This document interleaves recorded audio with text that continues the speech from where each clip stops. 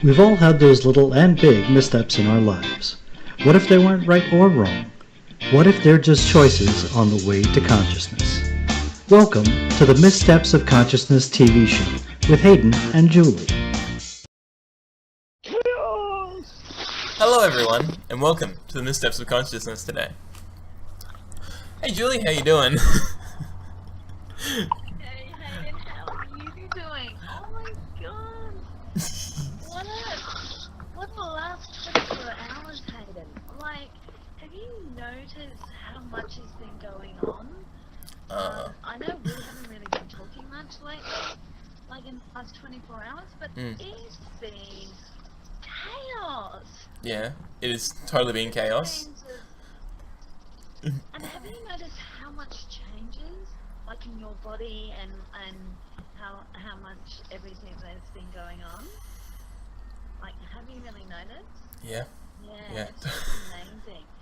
So, hi, we have got two special guests. I'm gonna start off, and I'm gonna get Hayden to announce the names because. G'day, mates. So we've got. Who have we got on this week's show? We have Frank Fradella over in the corner. Or Frank Fradella, as most people call him. And we have. You know, someday if I move to India, my name could be Frank Fradella. Then this would be a correct pronunciation of the name. But right now I am not Frank from Delhi, which is really what that sounded like, Frank from Delhi. This show is already full of chaos. I cannot. It sounds like a very nice Indian man who gave me these shirts 20 minutes ago. Okay. Then we got Maggie. So can we pronounce Maggie's last name? Maggie Schlarb. Can you? Miss Schlarb. Yes, we got it. Oh, the chaos of names. I love that he had to go full like Scottish to get that. It's like a Schlarb. Well, I thought I'd go Aussie for the first. Schlarb. Oh wow! So if I do a Scottish or an Irish accent. Irish, yeah, the Irish, the Dublin accent works very well. Maggie Schlarb, right? Maggie Schlarb. And you gotta get the lip curl with it too. Yeah. Scottish pie. Yeah, Schlarb. Yes. Right. We're gonna be talking about chaos. You can see we are in full chaos. Yes. Before the show, when we were talking to each other, we were in full chaos. And if you're wondering what chaos is all about, well, this show is going to be talking all about chaos. So, guys, jump in at any time, Frank and Steve, and let's have a conversation about chaos. What is chaos? Cool. Magster. Shaggy. Oh, you're gonna hand the torch, eh? Shaggy. Well, you know, I've been doing a lot. I've been doing a lot of this. I should be doing more of this. So I'm gonna kick it over. More of that, yeah. Yeah. So chaos is it's like this non-stop motion being with not having any judgment or point of view attached to it. It's just going. Like even my day today, I will admit, I thought our conversation was tomorrow, and lo and behold, the chaos of today, I had two clients that were sick that opened up all this space to do what I wanted to do, and it just was this whole rearranging of the day, which was actually quite a bit of ease, which I find with chaos, if I'm willing to be in the chaos, there's this ease of like following the yellow brick road, so to say, of like it just kind of is there, and I don't get into the like of stuff. It's like, oh, okay, next, what's next, and just kind of keep going. Yeah, I tend to think of, you know, when we think about a chaotic energy, like let's say a tornado or a sharknado, if that's your thing. Oh, yes. I'm not judging. But, you know, the thing about that is that, like, you know, you think of this as like this hugely chaotic energy, but it exists in a certain kind of context, right? So within that sphere of chaos, I mean, it's kind of within an ordered system. And I find that that's where the best creativity for me happens when I'm creating something. Is like, okay, I go in with like this kind of point of order of like, this is what I'd like to create generally. I'm not trying to outline it, and I'm not trying to like micromanage that creation all the way through, which you'll see in certain organizations where like they've got a lot of moving parts and they've got all these people they got to manage. So they're going to create a style guide and a checklist and like, rules and regulations and sub paragraphs and manuals and all these things. Whereas, true chaos is like, just show up, see what happens, like light the room on fire and let's see who's got marshmallows, right?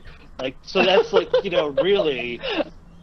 So, but like the tornado energy, where it's like it's all this chaos, but it's within this fixed form, right? And I find that that's where that kind of creative energy can really, you can kind of harness that power and turn it into something really, really powerful and cool. Guys, is it like just giving up control? Like when you were just saying it, it's like, the hurricane and the, energy is that creative energy. And when you're trying to take control and things, seem like out of control, is that order? Like, that's not chaos? Like when you're trying to control everything. Right. Yeah, points of order is pretty much the opposite of chaos, right? So, my go-to explanation for like order versus chaos is, I love using science fiction to kind of make my points here.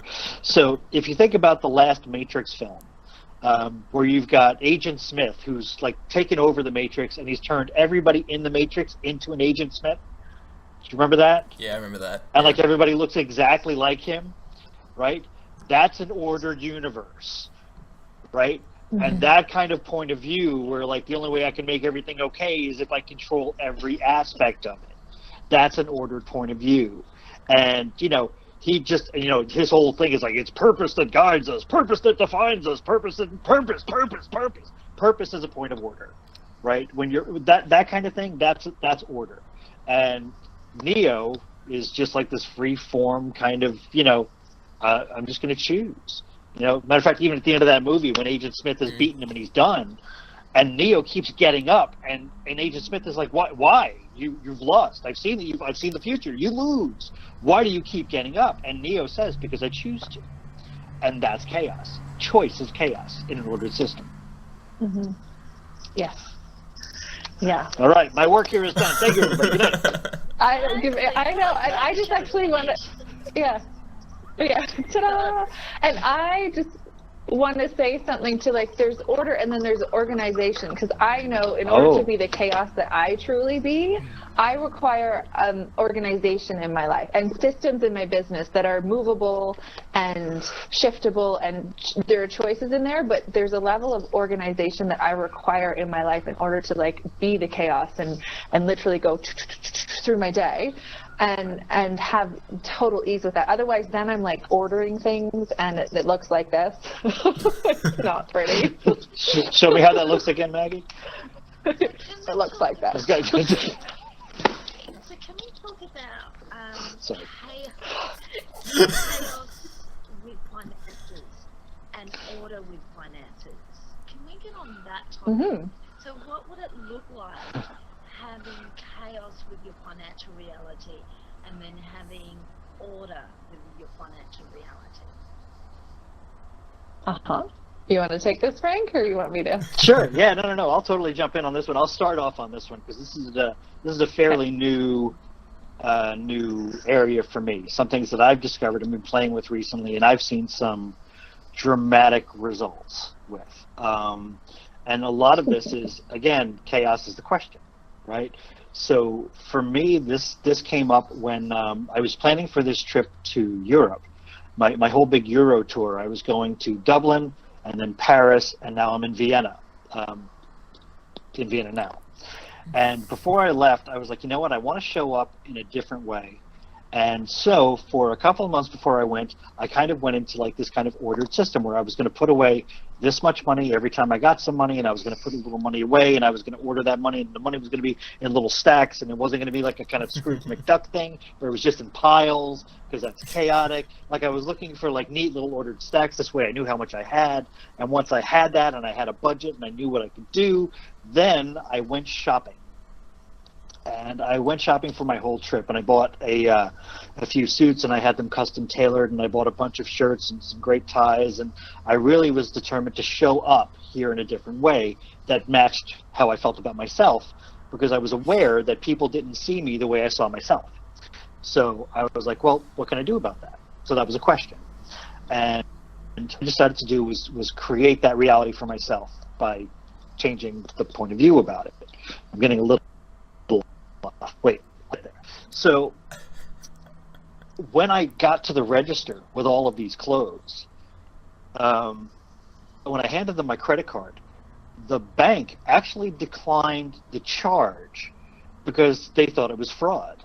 And they were like, dude, we know where you buy your clothes, and it's like one aisle over from the frozen peas at Walmart. You don't spend this much on clothes ever. Like, clearly someone has stolen your card, right? So this was an example of the chaos that I was instilling in my world, joyfully, gleefully choosing that, and coming and running crashing headlong into an ordered system that thought it knew who I was, and I was like shaking up that system, right? So that, I mean, you want an example of chaos meaning order, and that was it. But showing up here in Europe the way that I have, people's reactions to me, how much money it's generated by being willing to invest in myself like that, that wasn't order. Like, I couldn't have predicted that. There was no way. I simply made a choice to have more money and to spend money as though I was going to have it. And it showed up. Yeah, I love it. Yeah. Which was, I have to tell you, pretty uncomfortable. Like because all my little piles of gold went. So Maggie, can you give an example of like where you do order or chaos with finance? Well, it's actually kind of a similar, like, I'd want to share this because it's similar because it had to do with getting to certified facilitators training, and I had this whole order in place of I can do certified facilitators training in December and August if I can, like, I had calculated what I thought I could create, and I was going to go to the 7-day in August, and like it was this whole calculation. And then finally I was like, can I swear on this show? Oh, fuck yeah, you can. Fuck it. Like, I'm like, fuck it, I'm having it. I don't want to wait until December. I'm not waiting. Like, what's it going to take? And truly went into the chaos of, like, what's it going to take? I'm having it. Bought my flight to Costa Rica before I even signed up for the class, but I'm like, I'm going. And that's the chaos of, okay, what do I need to choose next to create my reality, like to create what I'd like to have, and what's next? And buying the ticket before signing up to the class where you're supposed to put a deposit down to hold your space was not, it was just like, there was just this zing of get the ticket. And so I did. And then in between that, I ended up going to multiple classes before facilitators and the 7-day and creating financially totally different and literally being like, what else? Where else do I go? And then recently, I want to share one more thing recently before you ask me another question, is I was looking at what was coming in. So I was ordering it of what I knew was coming into my account. And I was like, but wait, like, that doesn't work. And I started to like define how much was coming in. I was like, no, it's only November, 3rd. And I have like, I tend to get a lot of what I receive at the beginning of the month. And I was like, fuck that, money's going to come in all the time. And so I literally made the demand 3 days ago. I'm like, it's not my reality to not receive money every day. And so I will tell you, I've received money every day since that 3 days ago. And that's the chaos. That was my question was, what tools can you use? Like, and so you're using question, like you actually put a demand that that's not your reality anymore, or wow. Yeah. So Yeah, Meg definitely and I demand. actually, Yeah. Meg Go and I ahead. actually have a similar story about the facilitator class. Just to add on here, like we actually have a similar story. Like I didn't have any of the money Yeah. I needed to go to facilitator training, the same one that she went to, and like it was like 4 days earlier when I saw you in Denver, and it was like, yeah, no, in Denver with you, I was like, I'm going to choose. Yes, I'm choosing this. I want it now. I'm not willing to wait until next year to do this. And I was like, Guys, by just answering the question, so you had like no attachment on the outcome, where the money was going to show up, how it was going to come in. You just went, you asked for it. yeah, I asked for it, And, but yeah, right. Go ahead. I was going to say, like, and in the midst of it, and all of it, I needed a brand new computer, and I wasn't getting anything but a Mac. And like, I literally within a day created myself a Mac. So it was like this. It's for me now. Like, the way I look at it is this demand of I'm having it, and there's a different energy, because there could be like, oh, I'd like to have it. Yeah, that'd be nice. And there's like, no, I'm having it. Out of my way, like whatever obstacles, whatever beliefs, whatever wants to try and do this to me, I'm like, boom, I'm on it. Right. That's it. That level of potency that you just saw right there, boom, that's what creates stuff. But I mean, like, that's literally like a wrecking ball of chaos coming through ordered systems. Yeah, that's a brilliant analogy. Can you say that again? There's something you just said before about just changing, like the potency, being the potency it changes anything. Sure. And Yeah. to be that potency, it just. So what did you just say before, after? I said that it was like a wrecking ball of chaos smashing through an ordered system. That's what that demand is. Yeah. Awesome. Like it literally, like there's no resisting it. It's not like a kind of So hang gentle on, push. I'm It's gonna like put you I'm on the just spot. Well, Are you willing to be the chaos? Are you willing to be the wrecking ball? Are you willing to be the potency that just smashes everything? I like you put me on the spot for this. Fuck yeah! With I'll have some of this. elegance and ease. Yeah. right. I like that. Yeah. Yeah. Yeah, I'll have that. Like, just seeing you to do it. Like, what I was gonna say is that with both your stories, like, you weren't willing to just be like, oh, well, I'll stop, like, and just give up. You were being the chaos, like, okay, what else? And you didn't allow money, or the order of money, to actually limit your realities, or lack thereof. Yeah. So and here's where your point of view will literally alter your reality. Because once that happened for me, once I made the demand for money to show up in my life, when I wanted it, when I needed it, and how much I needed it, and it showed up to the exact dollar amount in the time frame I had specified, like I had literally rubbed a genie's bottle. Like literally, when it shows up like that, and you do that once, and it seems like a fluke, like that couldn't possibly be. Right, and then you do it again, and then you do it again. Your perception of your reality will change, and what you're willing to receive changes. Because as we hear in Access all the time, you don't have a money problem; you have a receiving problem. Yeah. Right, Maggie? That's correct.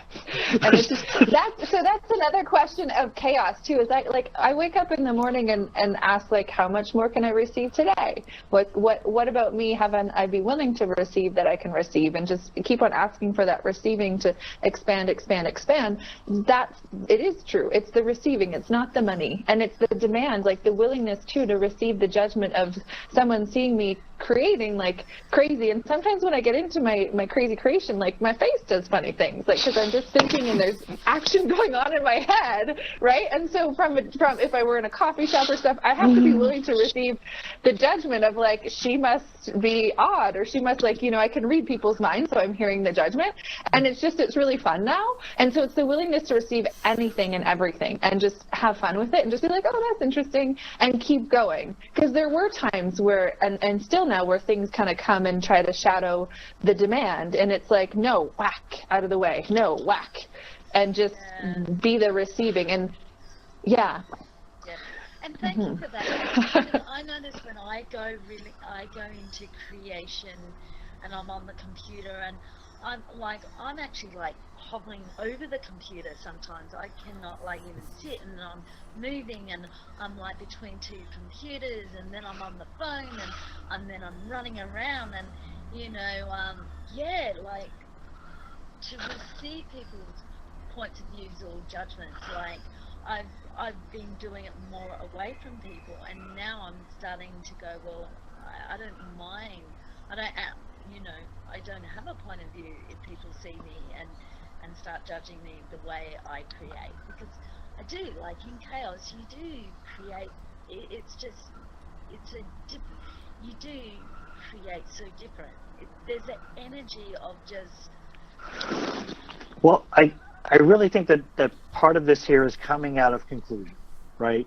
So a year ago, what I might have done was I would have said, I would love to go to facilitator training, but I don't have the money.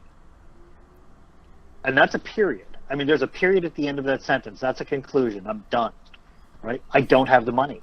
I can't go, period. And instead, I just started asking, well, what would it take to have the money?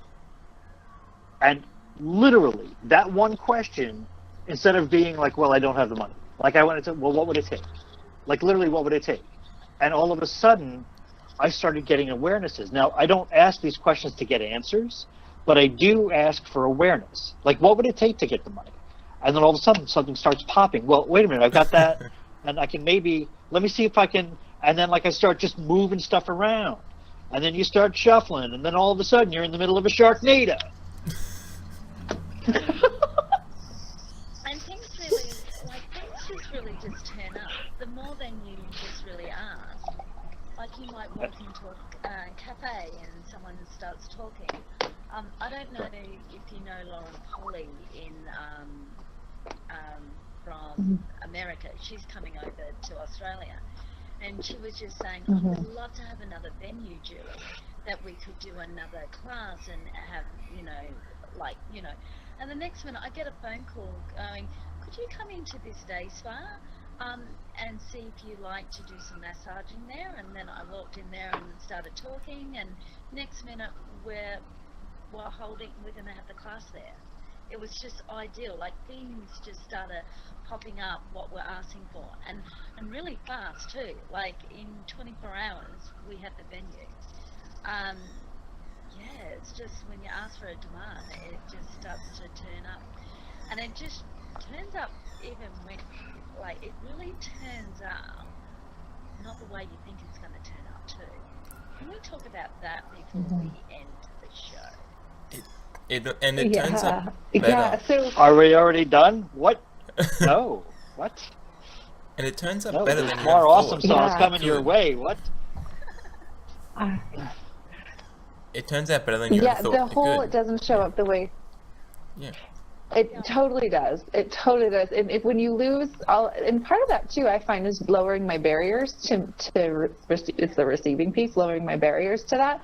But it's really like being like, I always ask, like, how can I be like, I wonder how surprised and like awestruck and in wonderment I can be with how this shows up.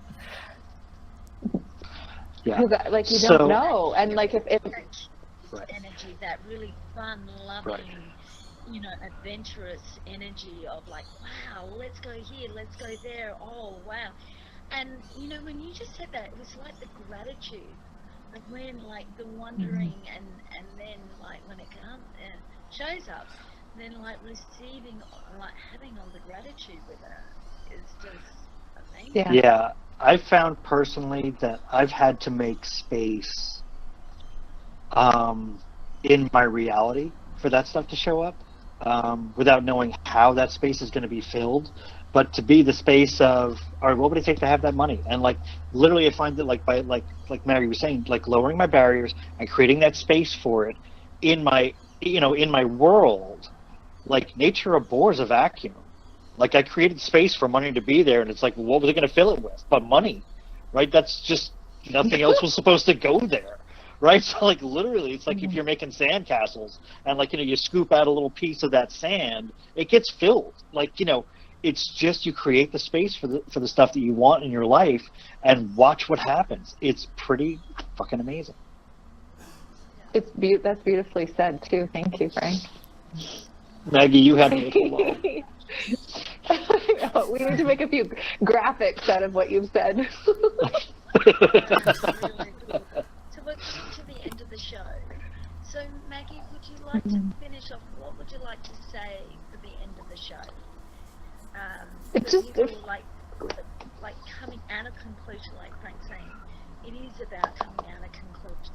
So yeah, what would you like to end the show with? Yeah, and for people watching, I just invite you to, if you ever had it as a kid, if you were allowed to have it, and to be in that childlike wonder, that curiosity. And if you don't know what that's like, watch an episode of Curious George. But really invite yourself to be curious about what you could have as your life, and wonder, ask yourself what you'd like to have, and be curious about how that can show up even greater. Yeah. The only thing that I'll add to the end of this is that I just finished. No, Frank has to finish the show. No, I don't. I can stop now. You're not scaring me. Go for it. Don't. Go for it, Frank. Stop that, We're Frank. waiting for you. So, I just finished doing The Right Voice for You with Blossom Benedict in Paris, and she gave us a home play assignment to go out tonight and get 5 no's. Ask people questions and try to get people to say no to you 5 times. And you'd be surprised how hard that is. Because all of these places that you've put barriers in your head where you think, well, that's a clear no. That's a hard no. Nobody would say yes to that. Yeah. And watch how many times you'll get a yes. Sitting down with somebody for coffee and just ask, hey, would you like to pick up the tab? And, yeah, sure. Not a problem. All right. Can I give you a kiss? Okay. Like, like all of a sudden, it's like, and then here's the advanced part. When you get a no, ask a different question and see if that changes anything. It was so funny because I asked Blossom, can I kiss you? And she was like, well, I mean, maybe. I do have a bit of a cold. What kind of kiss are we talking about? And at no point is she saying no, right? Like, and on the 4th one, she was like, no, wait a minute. Like, no. And I'm like, okay. And then I was like, okay. And then, I asked her again the next day, and she said no. And then the 3rd day, I was like, would you like to kiss me? And she was like, we'll come back to that one. And I'm like, aha! Right? So it's like, it's the same energy, different question, right? So it's always in the question, and that's where I'm going to leave you. What questions could you be asking to create more chaos in your world? Awesome show, guys. Thank you for coming on. I'm gonna Thank you. Show over and over. There is some really great gems that And both said. Thank you.